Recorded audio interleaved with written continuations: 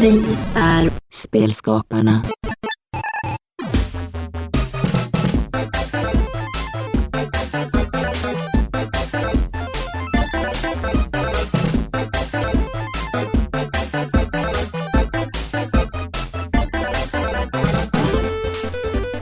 Welcome to Spelskaparna, the podcast with the people behind the games. And with us today is Adnan Chaumette. And you make tools. We've had some people throughout the years that doesn't only make games. We had David Larsson, who has been working with Substance Designer. And we've also had Philip, who works with Alaya Software. And you make tools for Unreal Engine and Maya and similar softwares. And your current company is called Polygonflow. And what tool is your product right now? Yeah, so Polygonflow's mission essentially is to simplify art or content creation at large. And we've created this software called GraphN, which is a visual coding software dedicated for artists. And if you've used Substance Designer or Unreal Engine's Blueprint, it's kind of the same concept, but DCC independent, essentially. Yeah, and I think it's a really fascinating software you've made. And it's this ongoing trend that there comes tools that puts more power into artists rather than programmers. And it seems like your company is riding on that trend, basically. Absolutely. I think there's never been a higher demand for artists, and technical artists are just struggling to even exist at this point. And so it's a really interesting development across the board. Yeah. And today you're the CEO for this company, which has its headquarters here in Stockholm. But you haven't always lived here in Sweden. So where were you born? Yeah, I was born in Congo in 1996. And for the first half of my life, basically, I was in Mauritania. And it's basically there that I started slowly tinkering with computers, trying out weird applications like RPG Maker that allow you to make 2D top view games, kind of. And from there, I started slowly going into the 3D music production space, where it's, you want to have like 3D characters and other After Effects animations. And that got me into 3D more seriously. But I have to ask, because I don't know much about Mauritania, but I know it's like one of the poorer countries in the world. And it doesn't seem like it's very easy to learn 3D. It's not very common, at least, I presume. Yeah. So how did you even start that path? Like, how did you hear about that was something that you could do? Yeah, there's this anime called Naruto. And it was really famous in the early 2010s. And whenever an episode started, you had kind of like an introduction song, essentially, where it was obviously in Japanese, but then they would put the translation in English. And that translation always followed the music with like explosive effects and so on. It was like 3D text and 2D text and so on. And so initially, my goal with 3D was to actually start doing that. And that whole concept is called fan sub, which is for like fan subtitles. And it's through that I got introduced to softwares like After Effects, Cinema 4D, and so on. Unfortunately, I couldn't install neither of those softwares on my computer. And at the time, I had tried Blender and so many other softwares. Most of them just couldn't work because they didn't have a thing.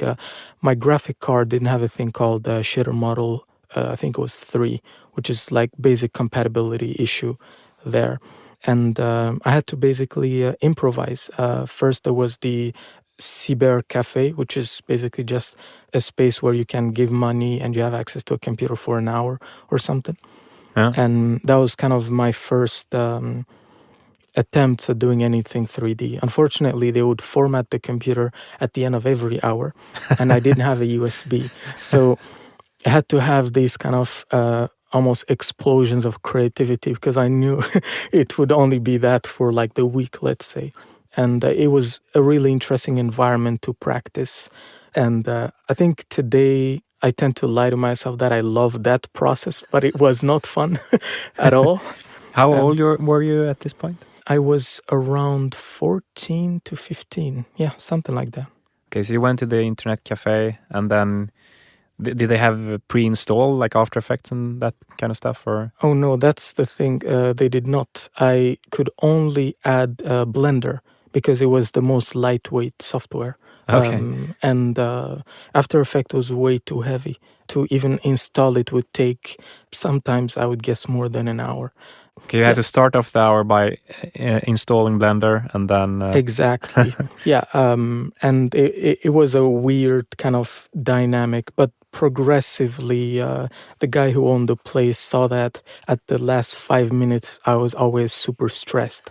And so sometimes he would just, give me like another 15 minutes and then 13 minutes. And we ended up being friends by the end of 2014. And so I would sometimes have close to 2 hours or something. But around that time, I had also, my sister had bought me a computer, which was like a laptop that was super small, but it was just good enough to help me run Autodesk Maya and Unity. Not Unreal Development Kit. It was like the old name of Unreal Engine, the public version. And through that laptop, I started actually investing some time into this passion, let's say. Did you know anyone else who tinkered with anything like this? No, it took me a long time, and it was definitely a very lonely passion, let's say, because no one in your entire family tree even knows what 3D is. And so a lot of the time that you spend can sometimes be seen as a waste. I'm very fortunate though that from day one, when I started thinking that this might have potential, my mother just believed in me. And so she was actually the first person to just look at the things that I was doing. And even though she had no idea what was going on the screen, you're showing her like, these are Japanese lyrics that are exploding in 3D. She's like, what? And yeah, I think early on, my mother was definitely my first supporter, and my brother also was there to cheer me up. And at the end of 2015, I had discovered that there is a music production company in Mauritania that did some fairly innovative music in the country. And they weren't into 3D, but they were enough into like After Effects and computers for art for us to find common ground, let's say. And so I started working there as a video editor. They would sometimes get like reporters coming in with footage of like the conditions of whatever in the country. And then I would just be editing that out. And it was a weird experience, but working with the people was incredibly fun. Okay, and at this point, you're still pretty young, right? Yes, when I was basically 14, I was about to start high school, and I only spoke French. And up to that point, my brother and I went to a French school. Unfortunately, once I was supposed to start high school, we just didn't have enough money to send both of us. And we had to pick. Okay. And that's when I was like, okay, I'm confident that this 3D thing can work out. And I decided to just let go of that school part and really dive into not just computer graphics, but also learning English, like, being able to speak it or writing and so on. Okay, so you're very much self-taught. Yeah, from scratch. Yeah, you could say that. And also, like, when it comes to 3D, it's a lot of math, but you've learned that by yourself as well. Yeah, when I started, 3D for me was mostly around the content creation side, which is fairly lenient on your math skills, because that's actually the one area where I never looked into it enough, essentially, to have, let's say, the skills of someone like David Lawson or a graphics programmer who would really have a solid understanding of how the software works even under the hood. Yeah. And so at the time, I was mostly focusing around how to create 3D content. It's only I think around mid-2016 that I actually started doing scripting and writing plugins and so on. Yeah. Okay, I understand. And how did that happen? How did you end up writing your own plugins? Yeah, I was basically applying for multiple jobs in the West as a 3D artist. And I think I had like 5 to 6 different art tests, which is like the equivalent of a job interview where they send you an image, you try to reproduce it, and if it's fine, then you're hired. And I got like 4 to 5 out of those 6 tests. But unfortunately, whenever they would hear that, oh, he is in Mauritania, where is that country even on the map? A conversation would be like, oh, yes, I'm in Mauritania. And then they're like, hello, can anyone hear me? Yeah, it would just sometimes cut off. Most of them were polite enough to just say, we just don't have the resources to. Or we never operated in this country. We wouldn't even know where to start. But that put me in a position where I had to have something that put me above the average 3D artist, just beyond my 3D skills. And that's where I started looking into technical art and, basic things like becoming fast through hotkeys and having all these kind of small scripts that make you really fast at object creation. And at the time, this was late 2015 to early 2016, there were 2 Swedish artists, one of them at Quixel called Victor Eman, and the other one, Tor Frick, who's actually the founder of Neon Giant, also a Swedish company. They were renowned artists that were doing amazing work, and they were both really fast. And I basically started taking inspiration from them. What is it that they do that makes them stand apart from everyone else? And through that, I started automating small tasks in Maya. And I think it was maybe 2-3 months into it, I had this one tool that basically helped you make things like cables and so on in Autodesk Maya. And that's when Victor Eman saw the tool and was like, dude, you should definitely sell that. Like, I would buy this instantly. And that was kind of the first time that an artist of that caliber, let's say, really gave me this kind of feedback. And so my motivation just went off the roof, obviously. And yeah, it's from that point that I started really diving into coding. I really wanted to make him proud, basically. And how did you get in touch with him in the first place? Yeah, I was basically sharing my tools on an old Facebook group. And that's basically where he saw the content, and he sent me a private message like, do you have a beta? I would love to try this. And at the time, I also wanted to just put it out for free. But he told me, no, you should definitely sell it because clearly this is worth something, And thanks to that feedback, basically, I started selling the tool. And before doing that, I had to solve the problem of a credit card because I didn't have one. And I did not know anyone in my family that had one.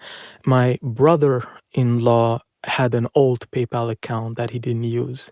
And there's this platform online called Gumroad, where people host anything. You can sell anything you want. Luckily, they had PayPal support. And it's through that I managed to sell the tool. Overnight, there were like thousands of people buying it. And it was an explosion of emotions. Finally, my family seeing that, all these years, it wasn't for nothing. Me finally having the confirmation that also all these years, what I'm doing would amount to something, essentially.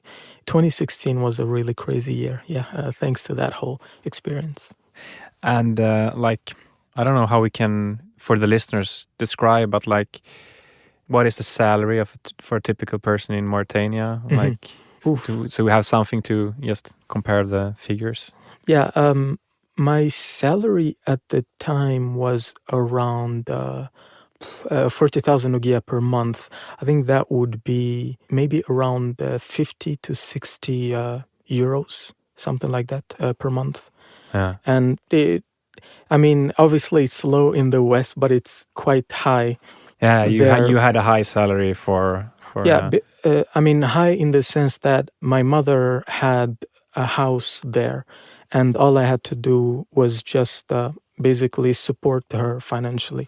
But I never had anything to buy besides just a better computer. And even there in Mauritania, you couldn't do it because the import system, by the time it arrives in the country, it would just be screwed up. Okay. I had actually tried to do that, and the computer arrived 6 months later. They confused the country with Mauritius, which is another country on the northeast of Madagascar, like the other side of the globe. And when it arrived, nothing worked basically. And that was like my sister was helping me. There was months and months of savings, so it was it was annoying. Crazy. And the money you got from this plugin, was that comparable to the salary that you had? Oh no, it was so much higher. I was making $1,000 every week, and it kept going on and on and on. Sometimes you'd release an update, 5,000 in your account, and it was just game changer. Definitely. What did you do with the money? Like, was there something that you wanted to do? Like when you got hold of this amount of money? Yeah, the first one was I needed to be able to get to the West somehow, because doing that in Africa was not sustainable. There's just too many logistic problems. Light goes out all the time. It was just horrible. And at the time, I was doing an art test on the side. And I had got the art test, same story as always. They hear that I have a Mauritanian passport, no high school degree. They're like, sorry, we can't. But that studio told me, if you had a certification that you've learned 3D from any school, this whole thing would be much easier.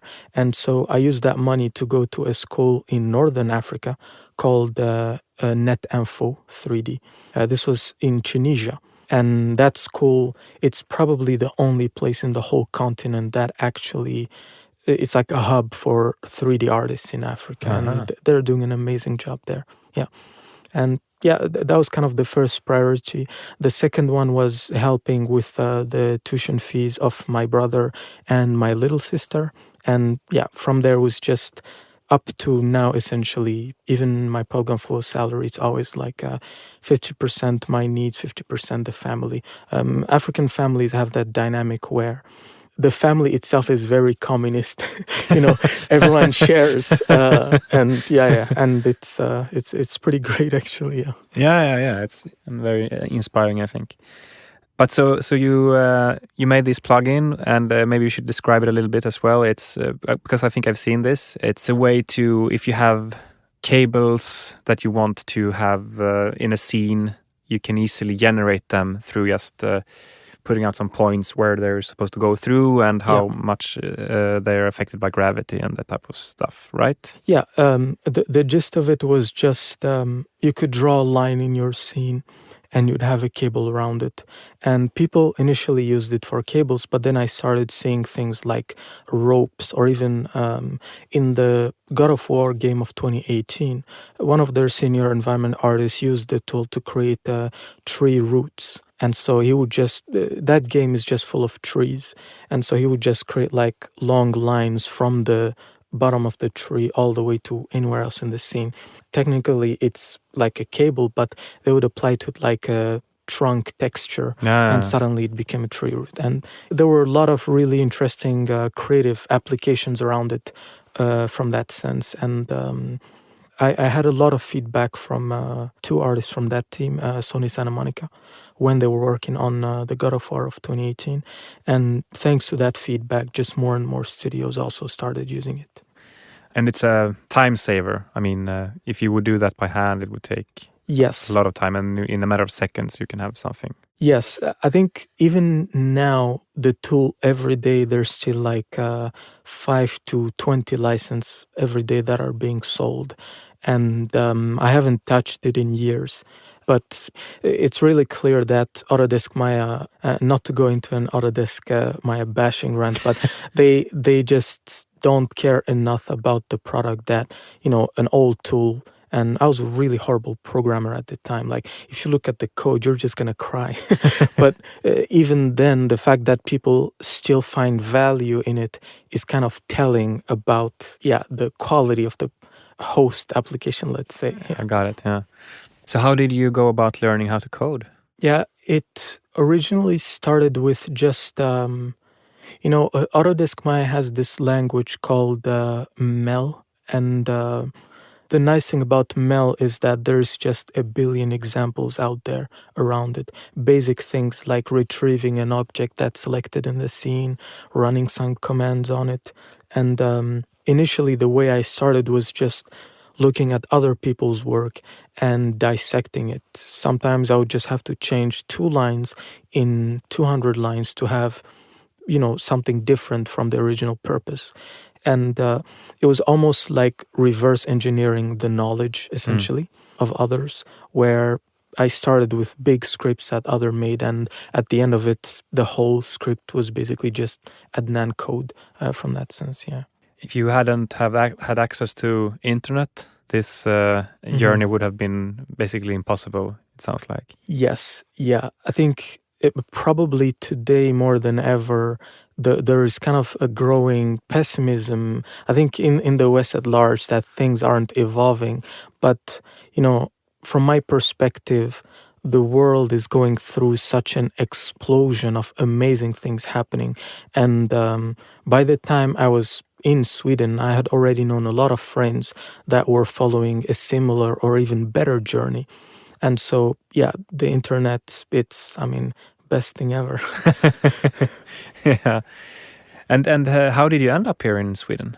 So when I went to Tunisia to get that kind of certificate, at the end of the year, I think it was around late 2016, we had to start finding a company to do an internship at. And I originally went to that school because the company with whom I did an art test told me, you need a certificate in order to work with us. And when I needed the internship, that company was Activision. They couldn't give me an internship because, it's a very big company and they have no logistics for doing internship in a continent that they just haven't interacted with, to the best of my knowledge, before. And so I ended up reaching out to Victor Eman, the guy who earlier was telling me to sell my plugins. Yeah, in the Facebook group. Yeah. And I remember just trying to have a basic conversation and asking him if they're open for that. He was like, okay, I just spoke with Teddy Bergsman, he's the CEO of Quixel, and he told me that they would love to have me on board and they want to have a call. And I had a call with Teddy and he told me, okay, Adnan, I can give you the internship, but at one condition, you don't leave after the internship. I was like, oh no, of course I'm not going to leave. Yeah. Okay, so they were impressed by your portfolio or something like that, right? Yeah, I think what they needed at the time was someone who was passionate enough about the struggles of everyday artists and yet still had a foot into 3D to understand and communicate with artists and solve their problems and so on. And because I was doing plugins, which goes from the idea to marketing, coding, and so on, it put me in a good spot for that role, essentially. Got it. So what did you end up doing at Quixel? Oh, so many things. that adventure was amazing. I joined Quixel as a technical artist, and initially my goal there was just to create a plugin in every single popular, let's say, 3D software that allowed you to easily import Megascan assets. Could you just explain what a Megascan asset is? Oh yeah, so Megascans is a library of 3D assets that is made by Quixel, a Swedish company. And the idea behind it is that people essentially, the Quixel team scans objects in the real world with this process called photogrammetry. And with the object scan, they make it available inside the library. And the company was acquired by Epic Games in November 2019. But at the time, the whole purpose of the job was just making it easier for people to import those objects, getting the geometry inside your software, applying the textures on the geometry, getting the right shaders, supporting dozens of different render engines from Unreal to Unity and so on. And that's kind of how my role at Quixel started. But unfortunately, we did not have a marketing department at the time at Quixel.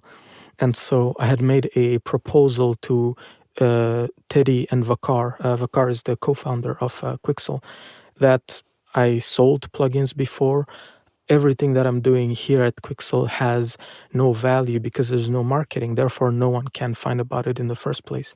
Therefore, I want you guys to give me, to change my role essentially from coder to marketing guy. And that was another really amazing adventure where I just got to start promoting the tools. I was given a small team of artists, and I got to work with Victor Eman really closely, which was an amazing feeling where everything we did was just looking at all the objects in the Megascans library, making amazing environments with them, and showing to people how they were made. We basically managed to go from 60,000 subscribers on the YouTube channel of Quixel to 240-something thousand by late 2019, from early 2019 to late 2019. So within a year, we did basically what had taken 6 years to do. And that was a really, like the team that we had there, Josh Powers, Jack McKelvey, they were just amazing artists. And yeah, all credit to them. Okay. Was this the position you held all the way until you started Polygonflow? Yeah. Okay. When did that happen? When did you start Polygonflow? So I announced to Teddy that I was leaving, I think it was 2 weeks before the acquisition in early November. So where did the idea to Polygonflow, where did that come from? The idea came from the tools that I used to build. So I'm someone who really hates programming and doesn't do it because I enjoy it. I do it for the end result. I don't like the process, I like the end result. And because of that, even in the early days while I was studying, I was exploring ways to automate even the scripting process because I wanted to make tools faster. I didn't want to make tools. You know, the whole point around it was that programming should be a plus on my art career, not that I should become a programmer. That ended up not happening because, programming eats the world, as always. But essentially, the whole dynamic there was I knew how to make tools, but I wanted to make them faster. And the idea around Polygonflow was how to make sure that I don't have to wait for other people to give me their ideas and then code them, but actually giving them a visual coding tool so that anyone can make tools and anyone can sell them. No royalties or anything, just pretty much what I was doing. Okay, and this was an idea that you got during the time you were working at Quixel? Much before that, because in my free time I was coding, and that's where the frustration really grew because I wanted to be a better artist, and it was just obvious that I can't juggle the two. I'm a very single task minded person, unfortunately. Okay, I understand. So let's talk about Polygonflow. I think it's a very fascinating tool, that's the company. But we're going to talk about the tool, and that is called GraphN. So GraphN, it's, as you mentioned earlier, it's similar to blueprints in Unreal Engine, but you can use it to make essentially tools that you use inside Unreal Engine. Yeah. For example. So could you give an example of what could that be? Yeah. We released a tool called Ecotope, and the whole idea around it was that we wanted to simplify world building. And if you go to the Polygonflow YouTube channel, there's like a 14-minute tutorial that I did that shows you how you can make a really advanced environment in 14 minutes, which is quite a record time if you're using Maya. And the purpose of that tool is, say you're given this room and you want to make it like a post-apocalyptic environment. Maybe you want to have trash in the corners. Maybe you want to create like a path from one door to another. And so what that tool does is simplify that whole process. You create everything visually, just like with Blueprint or Substance Designer. And once you're done with the node graph, which is essentially all the nodes, you can pick up which values you want to expose. And that allows you to, it's almost like you're coding the tool visually, and then you're only showcasing to anyone else like small sliders out of that whole graph that they can edit. And it's a similar process to what Substance Designer and Houdini and Blueprint are doing. Yeah. And I've watched some of the YouTube videos from your channel, and it's quite interesting, like how much you can get out of so little work, basically, if you really make use of different plugins and put them together using this node programming language. Yeah, definitely. I think it's the first software to really, and this is kind of our main competitor, but the company is called Side Effects, and they released a tool called Houdini. They've released it in the 80s, and I think objectively they are, I want to say subjectively, but I'm going to go with objectively.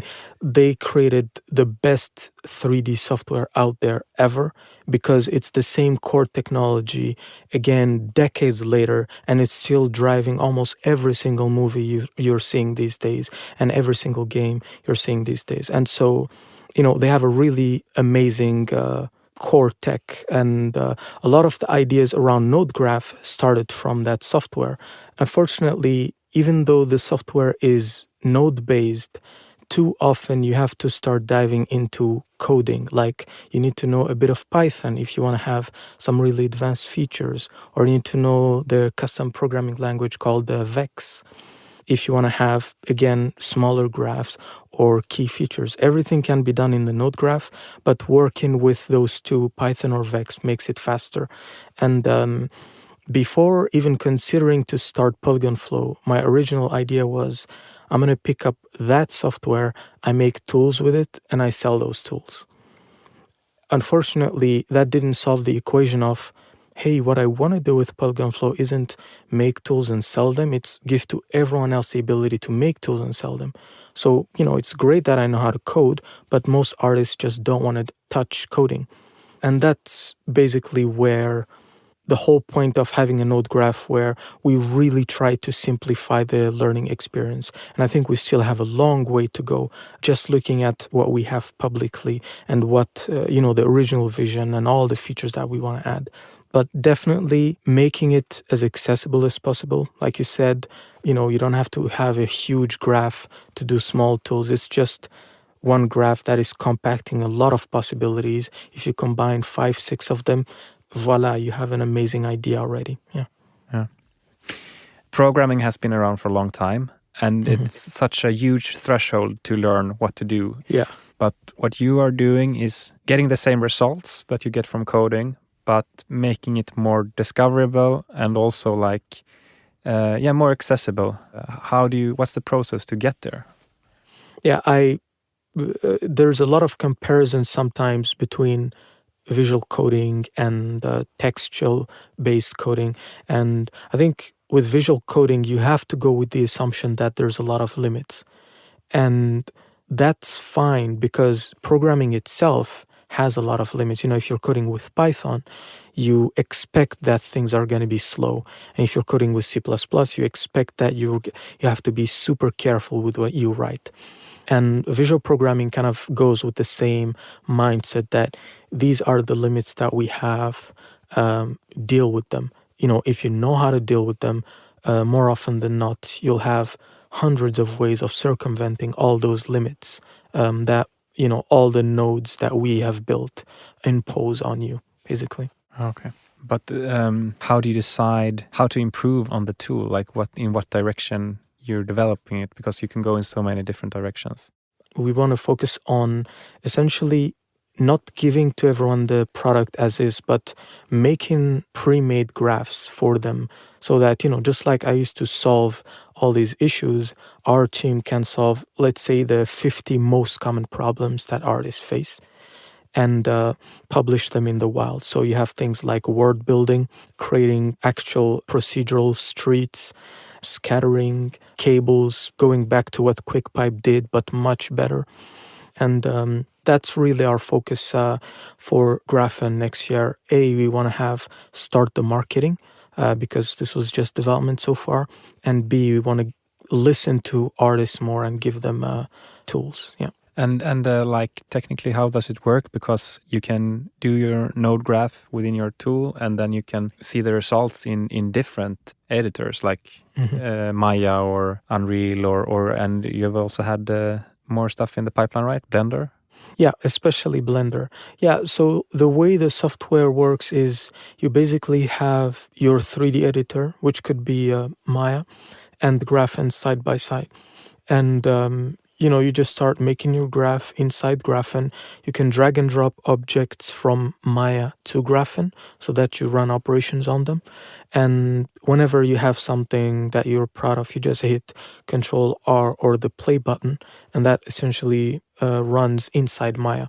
And this prototyping, you can just keep going on and on and on until you feel like you got everything right. And once you got it right, what you did in Maya can now work in Unreal Engine, for example. And we had a user who comes from the VFX industry, having worked only in Maya. But just by building so many tools in GraphN and Maya, suddenly he found out that, hey, I now know how to use Unreal because I have all these tools that allow me to almost port my Maya knowledge to Unreal Engine without having to know all the nuts and bolts of Unreal itself. And if we just dive a little bit into the tech, what's the foundation? How does that work? The software is Python based. We've built the core with Python. We have some C++ libraries for code generation because once you create the node graph visually, internally we always convert that node graph into code. And we're kind of even now still making that process faster of converting the graph into code. Obviously not something that the user sees. It all happens in the background. And is that Python code? Yes. The output is always Python code. And that's really good for technical artists because you can basically prototype with an idea with visual coding, and then you can have the final output as Python. And if you want to change it for whatever reasons, which is really common in studios, you can just start from there. But besides GraphN itself, we have a lot of libraries, like I said, ray tracing, a lot of collision detection stuff, points distribution, and so on. And all of those are built in C++ by our absolutely amazing Hungarian development team. Yeah. And you have I've heard before the interview here, you told me a little bit about the structure of your company, and it's pretty fascinating. Can you tell me a little bit about where you're located and what's the structure? Yeah, first of all, it's a COVID company, meaning we were born in the pandemic, and so being remote, was never an option. It was basically the only thing to do if we are to grow our team. And I'm the founder and CEO. I tend to code, do art, and pretty much anything else that I can help with in the company. We have our CTO, Ilgar, who's based in Russia. And he built the core foundation of the visual coding software. And then we have a cluster of coders in Hungary with our HR manager as well. And everything that all the nodes do, the core logic around them, was built, I would say, at least 80% by that core Hungarian team because they're just magicians. And we also have a programmer in Vietnam who's Italian. And he's more like a generalist that helps pretty much like me, filling every single hole in the company, also creating new and innovative tools because he has an artistic background. And finally, there's a geometry programmer who comes from French Guyana, actually a long time friend of mine and the first guy to join Polygonflow. He's basically just working on creating objects, simplifying geometry in a scene, and so on. So yeah, a really diverse team. Basically, we have an environment artist who's based in Egypt. We have a junior designer who's based in Côte d'Ivoire, which is a nation at the, I guess, southwest of Africa. Thankfully, with the schedules, because I tend to, I think I mentioned this before we started the podcast. Yeah, my schedule is just all over the place. And so I managed to talk with the guy in Vietnam who's about to go to sleep as we speak, I guess, and the team now. And it's an amazing team. And every single day they just show me how dumb I am, which is great. And you mentioned that you're the CEO, but you're also doing code. Like, what type of code are you doing at this point? Like over the last week, I've essentially been improving the system in GraphN that allows you to convert, your node graph into a small menu. And that involves mostly interacting with Python, luckily, because going to C++ for me is like absolutely not. But essentially, a lot of my job currently revolves around just fixing that pipeline, because we had a lot of refactoring to do there, making it easier for people to use graphs without having to see a gigantic node with hundreds of things to keep in mind and so on. Beside that, I also spend a lot of time just making graphs, reporting issues, sometimes noticing that, maybe we have a really cool idea and it needs 50 nodes, but 10 of them are missing. And from there on, I would go like, okay, let me make these nodes. I'm going to give to that guy those nodes and so on. And all the nodes in GraphN are Python based. So again, still in my comfort zone, luckily. Pretty much just testing the tools, making nodes, solving the whole simplifying the graph kind of aspect, which is what I'm working on as we speak. Because since you have this artist background and also tech artist, you use your own tool as a user, and then you can evaluate like what's missing and how can we improve. Yeah, exactly. And that's the reason why, every single day you'll just find me playing with the tool, doing whatever. And I really, really enjoy experimenting with the tool. But I think we still have to improve the readability more, and we still have to make the installation process simpler and so on. I mean, this is probably just, the founder in me just finding issues in everything. But yeah, I think I couldn't have been happier of how the team handled the development this year. I think a lot of amazing tech was born. When did you release the first version? We had a private beta that we started, I think it was around April or May, something like that. 2021? This year. And at the time, we only had Maya supported, and it was really early. And so the most immediate feedback that we got was, the core concept is nice, but, there's not much to do. And from that point till now, everything we've been doing just revolves around improving the core technology, making it simpler, adding more nodes, and then doing another release. And we've kind of limited ourselves a lot on our marketing, because we didn't want to have the current beta be viewed as, let's say, 1.0 until we are fully confident that, okay, this is it. We have Unreal, we have Maya, we have the fastest Blender/Unreal scene transfer in the world, which is something that the Hungarian team is working on right now. What does that mean, scene transfer? The core idea is, say you've made an environment in Blender and you want to send it to Unreal Engine. Blender is open source, and because of that, to send data to something like Unreal Engine, they have to use the Autodesk FBX format, which is closed source. And, when you have closed source and open source tech, there always tend to be some issues of connectivity. And as a result, the Blender FBX export system, let's say, is slow. like it's slower to export an from Blender than it is from Maya, for example. And we initially built a tool called data transfer that sends a Maya environment to Unreal. And, an environment, doing it manually could take you, for a really complex scene, something like 10 minutes to 30 minutes. Again, really complex scene. With data transfer, I think the highest I've ever seen was 4 to 5 seconds. And because of that, we've had a lot of Blender users and studios using Blender asking us to have the same tech, but for Blender. Because, Blender is thankfully really rising in the computer graphics industry. Cool.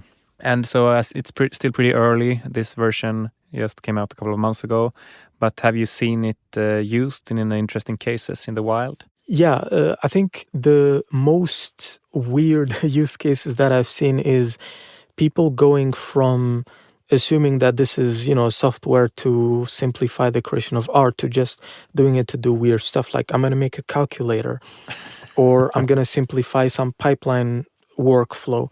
And I think there's a lot of expectations to use it for, just word building, like that's our focus.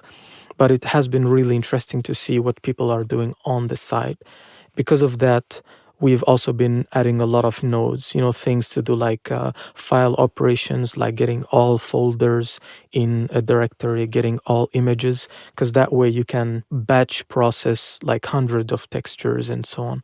Yeah, that's definitely the most curious use case. One of our team members once did like a tax conversion thing just for fun. And tax conversion. Where he basically had to convert from one currency to another. I mean, it's basic math. But those kind of really weird use cases is what's interesting. And even when speaking with Daniel Somos, our investor, we often talk about how, a lot of the operations that you do in Excel can sometimes be excessively, no pun intended, complex. And he sees GraphN as almost a much simpler way of doing really heavy computation for Excel files instead of trying to do them there or finding the right plugin. And so, you really have all these interesting ideas that I think we're just seeing the glimpse of them at this point, but we're starting to dive into them a bit more. Yeah. And do you have what's your vision for the tool if we look like a couple of years ahead? Yeah, I think the first problem that we need to solve is the UX. It needs to be much, much simpler. Today, I think we're still a bit far off from that goal, essentially. And when I say much simpler, I mean, even you could just start it up. And even though you don't know even what you want to do, just the visuals guide you, just like if you were using Google Doc or Notion or even Slack, you don't need, like the idea speaks to you. And from there, you can navigate through it. And I think that's like the long-term goal, 3, 4, 5 years down the line. Short-term, the core version that we have now is basically at a point where we can just start showing it to artists. We can show them that all these problems that they have, we've solved them. And here's how they can use them to have a sometimes 90-something% increase. What do you think will happen down the road? Like artists are becoming more and more programmers in a way. I mean, programmers are still here, but they're maybe doing more and more like engine stuff or like really deep tech. Or what's your take on it? What do you think? Yeah, I tend to have some controversial takes, so Go get for ready. it. I think there is a push in the industry to make artists more tech, and to me, it speaks more to the failure of the industry to simplify the tools so much that now they're just giving up. They're like, okay, everyone learn how to code if you have to have a career. And to me, that's just terrible. And there's just, with Facebook talking about the metaverse, rebranding themselves, Epic wanting to do the metaverse, my mom wanting to do the metaverse, everyone wants to do a metaverse. Because of that, I think 3D will go from this kind of small niche sector that only a few nerds get to partake into something that everyone uses on a daily basis. Just like you're sending an SMS or writing like blog or something, 3D will come to that point. And just because of that fact, it can't get more technical. Sure, in the industry, we might see more and more of those tools, asking people to learn how to code or at least use nodes. But, Facebook is like, okay, we're going to create 10,000 jobs in the EU just to simplify 3D. Even if they're not targeting computer graphics, just them investing that much money will just naturally trickle down to our industry where, suddenly an artist that just really doesn't care about Facebook gets to use their tools to work on a day-to-day basis. And I think that's definitely the angle that's going to happen. And I just really think that if tomorrow were to tell people, and I sell a tool that teaches them how to code visually, if I were to tell them, all of you need to learn how to do this because this is the future, it would just be a lie. It isn't the future, it's a means to an end, but you should only use it when you're like stuck and there's no way to solve the problem that you're currently facing in your workflow. Yeah. So you think there will be like much easier way to produce 3D? Absolutely. Like, you don't have to learn Maya or Blender or anything like that.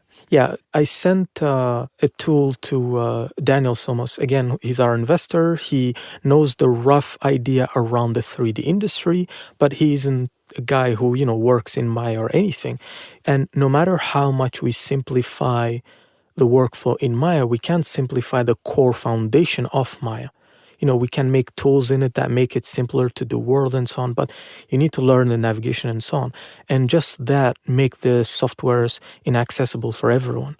And so for people that works in computer graphics, yes, tools like Maya and Unreal and Unity are going to be simpler. But once you start looking at all the investment that's happening around the industry, it's just not going to work. You're going to need new softwares to make new softwares that are thought of not in the 80s and 90s, which is the case of Maya, Houdini, and 3ds Max, and Blender, and Unreal, and almost every one of them except Unity. But instead, just going like, okay, let's start with the simplest applications and we add complexity slowly instead of trying to downgrade things from, Unreal being super complex to trying to adapt it to everyday people, which is just too hard. The industry in general, we are at a really interesting time, and it's kind of cliche to say there's never been a better time to be in 3D, but with the whole talk around the metaverse and so on, I think that 3D artists are going to be key players in this whole new evolution, however it plays. And it's also important to not associate that word metaverse with Facebook or Google or whoever, because at the end of the day, what it means is just in the future, instead of going through a 2D blog, you're going to be going through it in 3D. It's like a conversion of the internet from 2D to 3D.